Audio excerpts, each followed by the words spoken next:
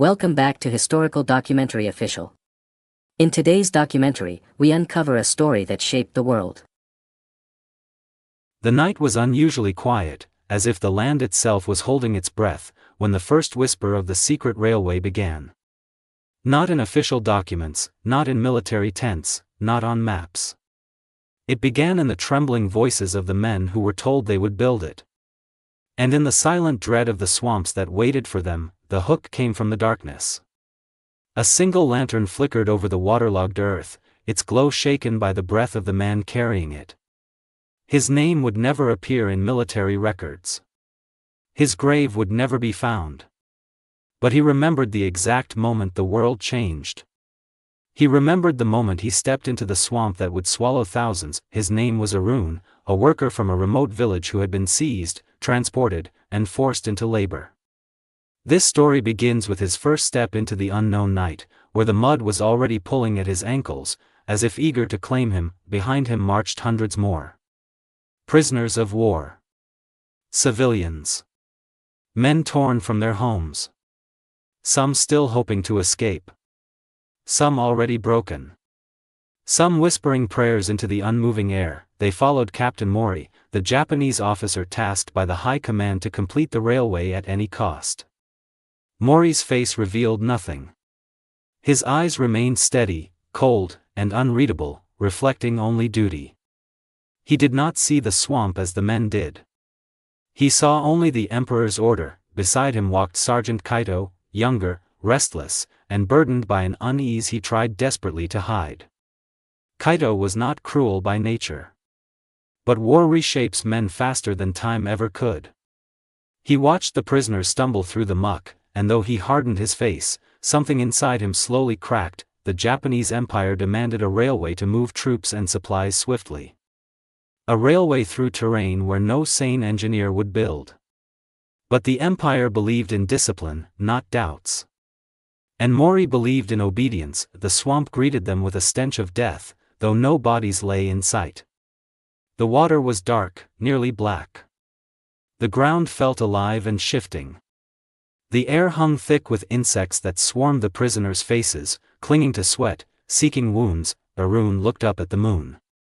It was pale and distant, as if ashamed to witness what was about to unfold. He did not know that this first night would be remembered by every man who survived.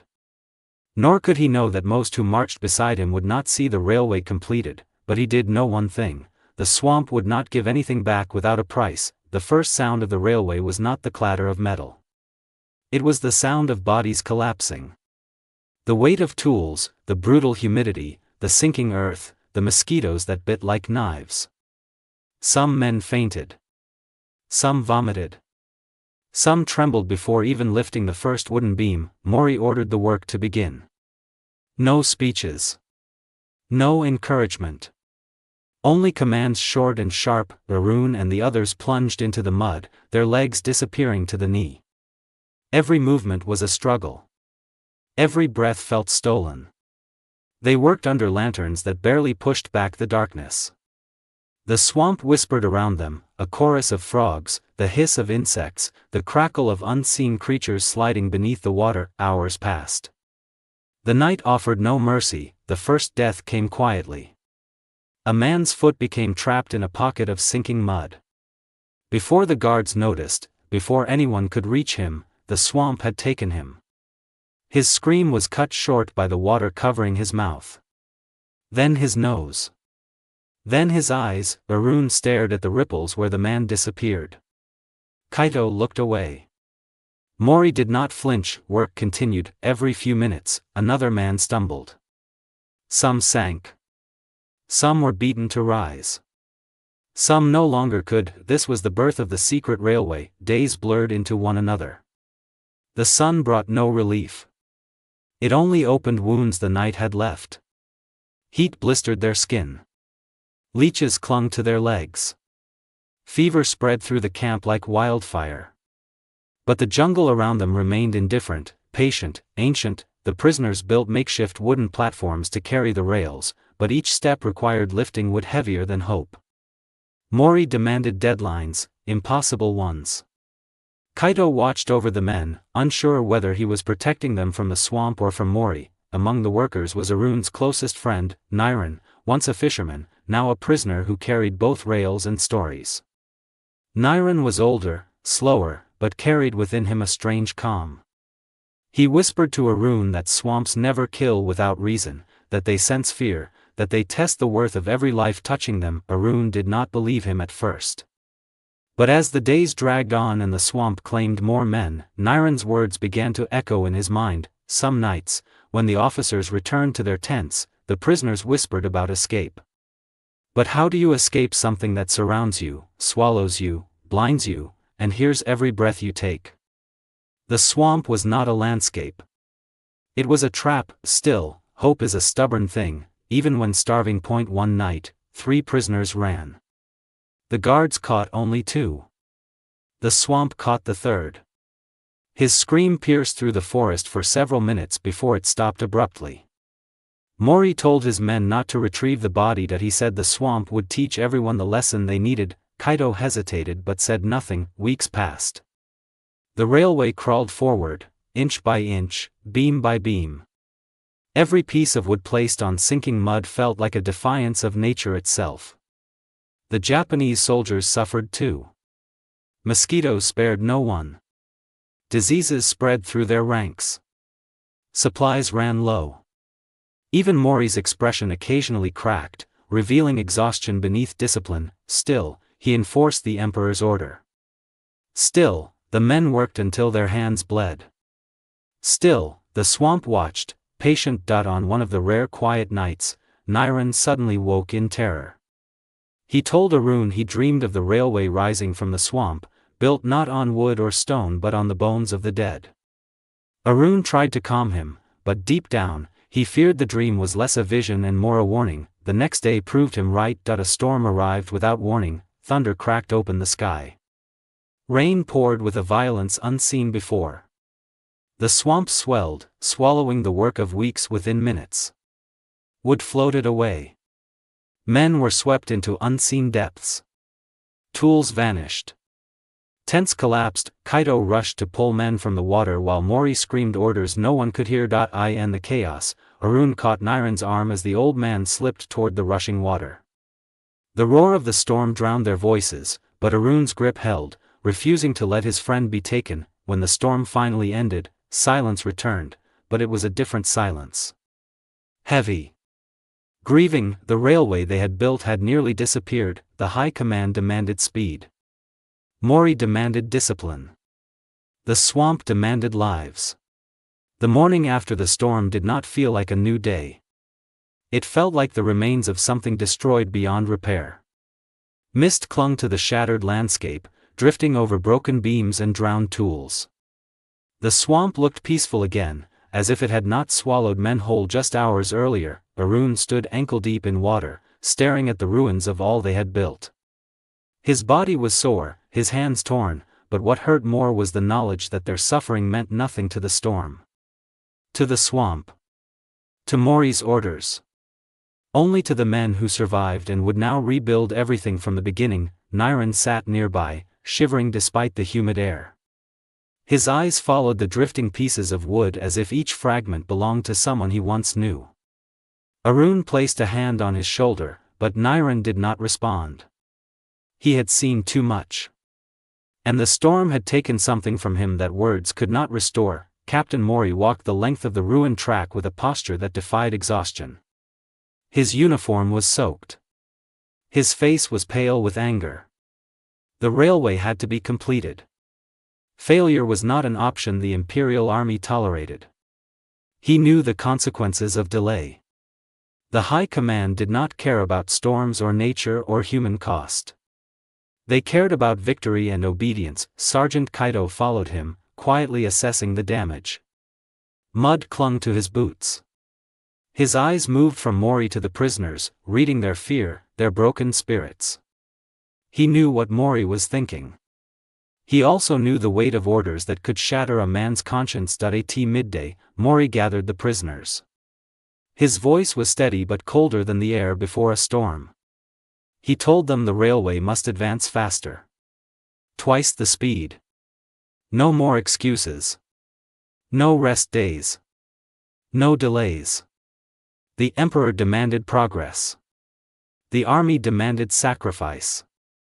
Nature would not be allowed to triumph. The men listened in silence. Some trembled. Some stared vacantly. Some clenched their jaws to hide despair. Arun felt his chest tighten. He understood now that the swamp was only one enemy. The other stood right in front of them, wearing a military uniform. Work resumed. This time the ground was even softer, as if the earth itself was tired of being forced into shape. Every step sank deeper. Every tool felt heavier.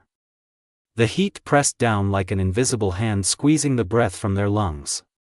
Mosquitoes swarmed ferociously, drawn by the scent of sweat and blood. The railway crept forward over floating platforms anchored with whatever they could salvage. Arun lifted beams with trembling arms. Niran tied ropes with fingers that barely obeyed him. Men coughed blood. Some walked slowly as if underwater. Others collapsed without warning. Kaito watched them with growing dread. He tried to prevent unnecessary beatings. He tried to slow Mori's fury. But the captain was becoming more desperate. Reports from command were harsher. Supplies were dwindling. The jungle was claiming not just prisoners but soldiers as well. One evening, after a long day of labor, Arun found Kaito standing alone near the tree line. The sergeant stared at the half-built rail as if searching for answers beneath the soil. When he noticed Arun watching, he did not bark an order. Instead, he spoke with a voice stripped of command. He said war felt different here. He said the swamp was not an enemy he understood. He said sometimes he wondered whether they were building a railway or digging a graveyard. Arun said nothing. He did not trust Kaito. But he sensed the young officer was fighting a war inside himself, one he never asked for. Night fell. Lanterns flickered. The jungle sang a haunting chorus of insects, frogs, and unseen creatures that lurked beneath the water. The campfire smoke drifted upward, carrying whispers of hopeless conversations. Days passed in relentless repetition. Work. Pain. Hunger. Fever. Death. And always the same swamp pushing back, resisting their every effort. Then the sickness arrived. It began with a tremor in the hands of a young prisoner who had been strong just days earlier. By evening, his fever climbed so high he began speaking to shadows. The next morning, 3 more men could not stand. By the end of the week, dozens were shaking with chills, their bodies burning with tropical disease. The camp smelled of sickness. Sweat, blood, and rotting vegetation mixed into a suffocating cloud. Mori demanded work continue. Kaito protested quietly, suggesting rest or medical relief, but Mori cut him off. The railway could not stop. Illness was merely another obstacle to defeat, but illness does not bow to orders. Men collapsed while carrying beams. Others vomited until they grew too weak to lift water to their lips. Some wandered deliriously into the swamp and were swallowed without a trace. Arun watched helplessly as Niran weakened. The old fisherman's hands shook. His breathing grew shallow. His eyes dimmed like a lantern losing flame. Arun begged the guards for medicine. They ignored him. He asked Kaito. The sergeant brought a small cloth soaked in cool water. He knelt beside Niran, placing the cloth on his forehead.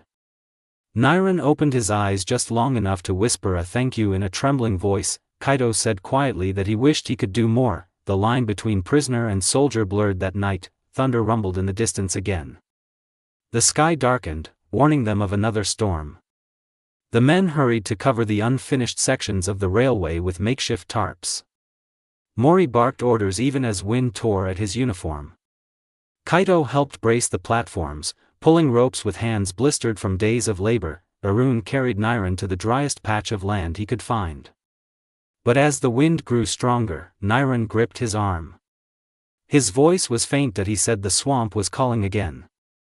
That he could hear it. That the dead wanted company. Arun shook his head, tears blurring his vision. He told him they would see home again. He told him the railway would end and they would be free. But Niren smiled weakly, as if he knew Arun was lying to protect him. The storm arrived with a scream of wind, rain hammered the camp. The swamp rose once more. Lanterns blew out. Tents flew like torn sails.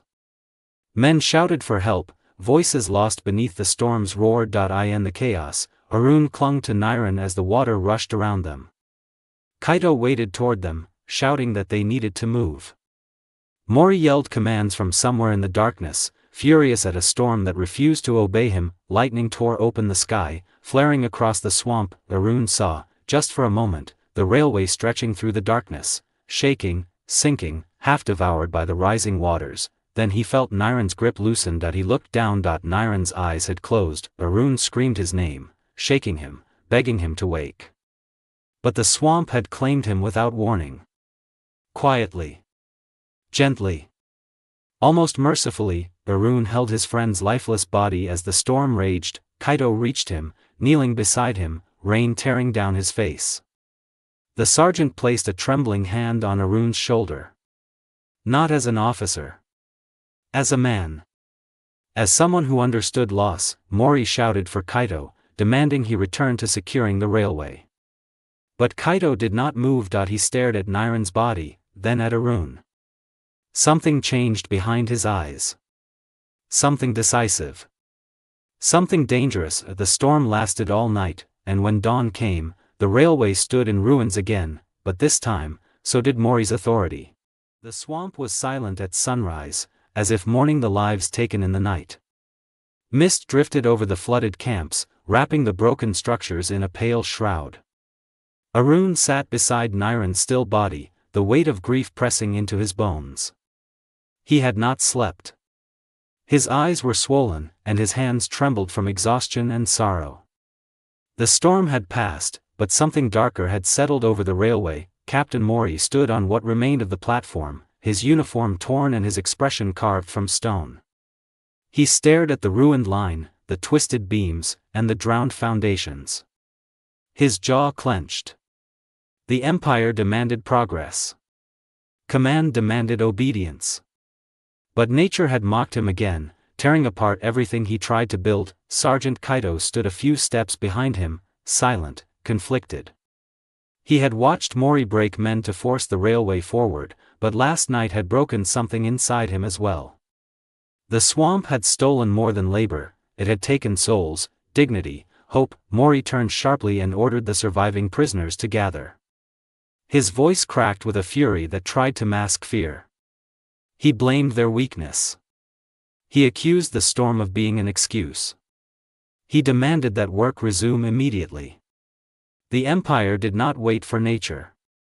The railway must reach the other side of the swamp. The men listened with empty eyes. Arun lifted his gaze from Niren's body.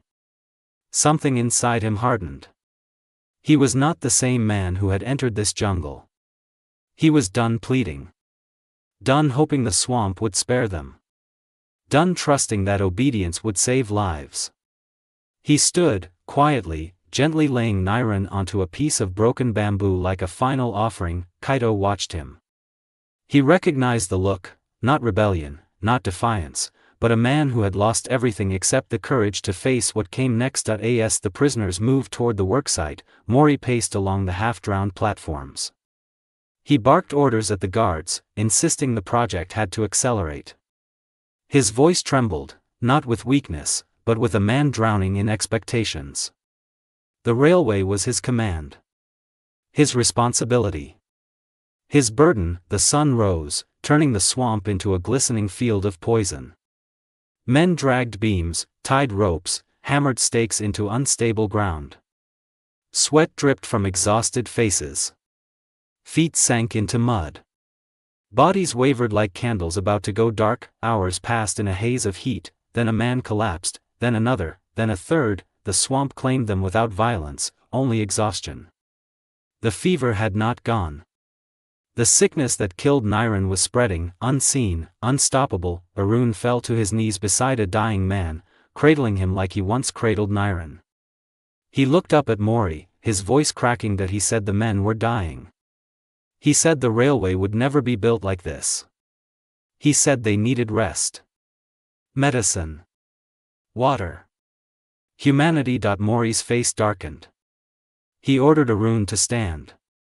He threatened punishment. He shouted that surrender was treason against the emperor.